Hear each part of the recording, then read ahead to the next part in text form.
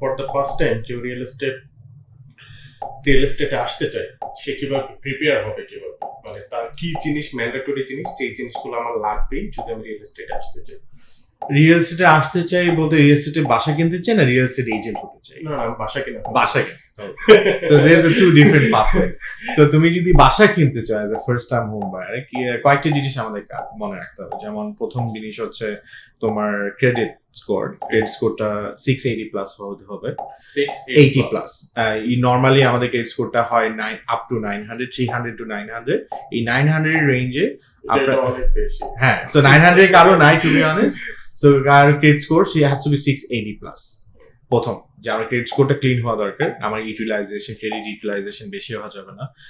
বেশি হইলে আপনি 680 থেকে নিচে নামতে থাকবেন, আপনি তুমি দেখবা অলরেডি। আরেকটা হচ্ছে আপনি ইনকাম, আপনি কি সেলফ এমপ্লয়েড না আপনি কি ফুল টাইম এমপ্লয়েড